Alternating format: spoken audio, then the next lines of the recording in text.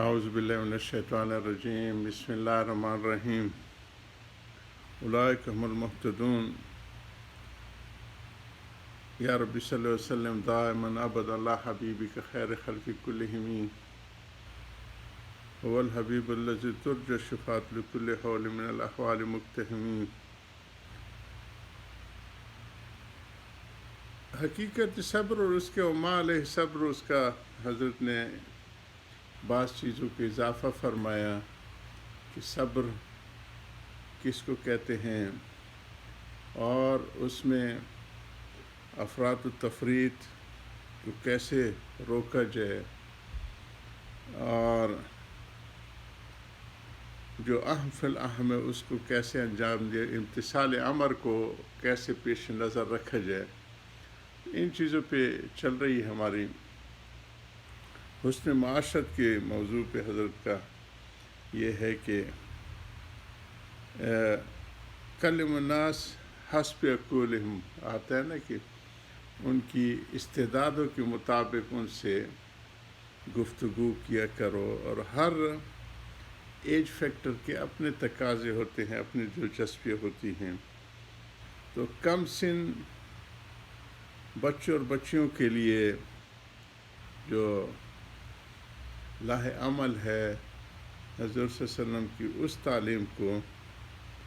حضور نے جو حضرت عائشہ کے ساتھ دوڑ کی ہے، یہ ان چیزوں کو پیش نظر رکھتے ہوئے کہ بچوں کو ان کے بچپن سے محروم نہ کیا جائے، اسی میں ان کی تربیت کی جائے، اور اسی میں ان کو رجال سازی جو ہے نا، شخصیت سازی، اس میں اس کی پختگی کی جائے۔ تو یہ اس قسم کی چیزیں ہیں۔ ہمارے ہاں بہت افراط و تفریط ہے، جیسے کل میں نے بتایا تھا کہ ہم اپنے بچوں کو وقت سے پہلے دادا بنانا چاہتے ہیں۔ ایج فیکٹر ہے، کہاں 8 سال 7 سال کا بچہ اور کہاں 70 80 سال کا، لیکن ذہن یہی ہوتا ہے کہ یہ بچہ 80 سال دادا کے مطابق ہی بیہیو کرے، حالانکہ اس کو بچپنا ہے، اسی کو بچپنے ہی میں رکھتے ہوئے اس کی گرومنگ کرنی ہے، اس کی تربیت کرنی ہے، اس کی نشو و نما کرنی ہے، دینی لحاظ سے بھی اور صحت اور تعلیم کے حساب سے بھی۔ تو اس میں ہمارے بہت افراط و تفریط ہے، خاص طور پہ ہمارے مدارس میں جو بچوں کو تشدد کا نشان بنایا جاتا ہے، یہ انتہائی بھیانک ہے جی۔ اس سے ان کی شخصیت بہت کرش ہو جاتی ہے۔ حضرت فرماتے تھے حضرت حکیم الامت کے ان استادوں سے پوچھ ہوگی، نہ میاں جیوں سے پوچھ ہوگی کہ کیوں مارا تھا، وہ تو ایک دین سیکھنے آیا تھا، قرآن سیکھنے آیا تھا، استعداد اللہ پاک نے مختلف پیدا کی ہیں، اور تم نے اس کی جو ہے جانور سے بدتر انداز میں اس کو پیٹا ہے، اس کو پوچھ ہوگی محشر میں۔ حضرت فرماتے تھے مارنے کا اختیار حضرت فرماتے تھے یا تو تہذیب کے لیے، تدریب کے لیے والد کو ہے یا حکومت کو ہے، کسی میاں جی کو نہیں ہے اس کا اختیار۔ تو یہ حضرت کے مدارس میں الحمدللہ اس کو برقرار رکھا گیا۔ پھر بچوں کی اپنی دماغی اور جسمانی استعداد ہر ایک کی مختلف ہوتی۔ ہمارے حضرت ہردوئی کے مدارس میں جو ابرار الحسن صاحب نور المرکز بہت اہتمام والے تھے حضرت کی تعلیمات کو اور سنتوں کو احیا کرنے والے، تو ان کے ہاں وہ جب قرآن کی جب اس میں جاتے تھے امتحان یا ٹیسٹ میں یا بچوں کی، تو وہ کبھی فیل کا لفظ نہیں لکھتے تھے۔ فرماتے تھے قرآن پڑھنے والے کبھی ناکام نہیں ہوا کرتے، کبھی فیل نہیں ہوا کرتے، مزید توجہ کی ضرورت ہے۔ یہ وہ فرماتے تھے کہ مزید کوشش اور توجہ کی ضرورت ہے کہ وہ اس پہ توجہ دی جائے۔ تو اس کے اوپر ہماری وہ چل رہی ہے کہ ان کو پیٹا نہ جائے، ان کی جو ہے وہ کی جائے، استعداد کے مطابق ان کی وہ تربیت کی جائے۔ تو اس میں یہ ساری چیزیں ہیں جو حضرت ہمیں تعلیم فرما رہے ہیں کہ عائشہ رضی اللہ عنہا کے ساتھ دوڑ لگانا ان کے بچپنے کی تقاضوں کو پیش نظر رکھتے ہوئے تھا۔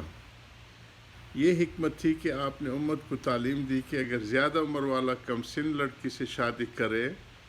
تو اس کو یہ نہ چاہیے کہ اپنی طرف بچی کو بھی دانا بنا کر رکھے، بلکہ اس کی جذبات کی بھی رعایت کرے۔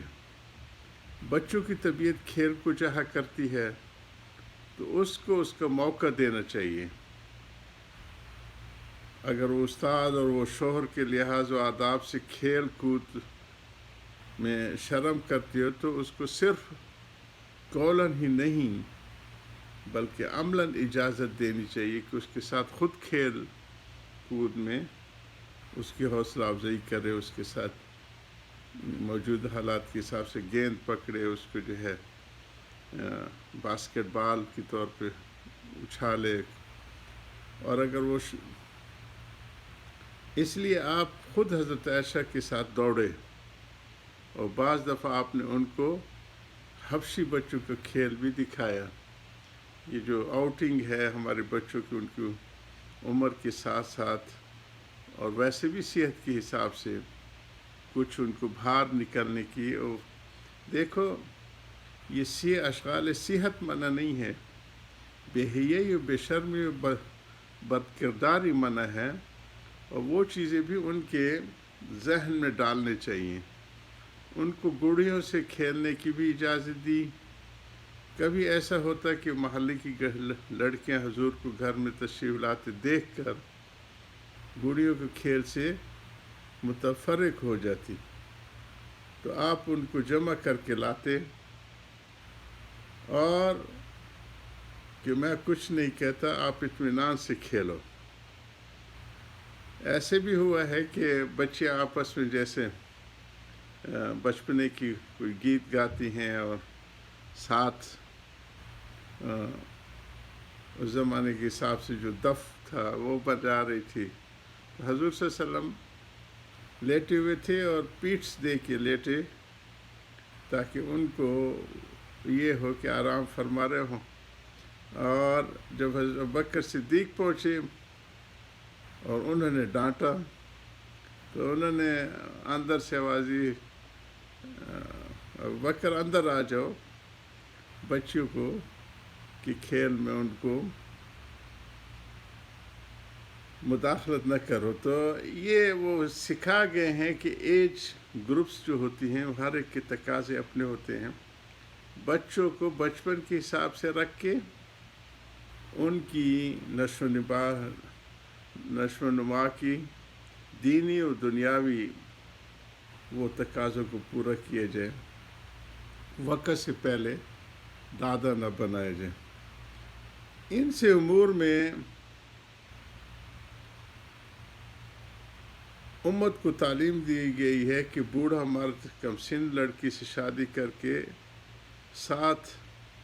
کیوں کر معاشرت کرے،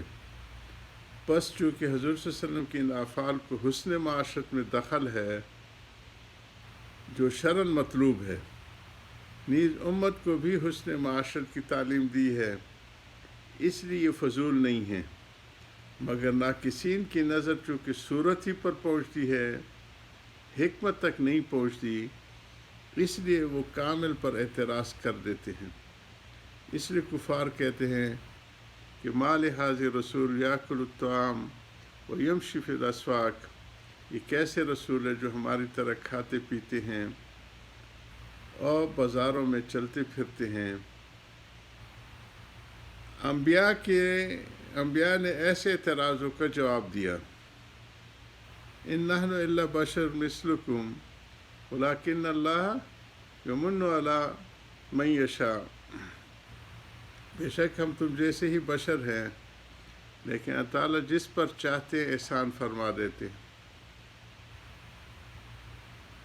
بس ہم میں اور تم میں اتنا فرق ہے کہ ہم پر خدا تعالیٰ کا خاص احسان ہے۔ حضرت کی ان باتوں کو جاری رکھیں گے۔ وآخر دعوانا الحمدللہ رب العالمین۔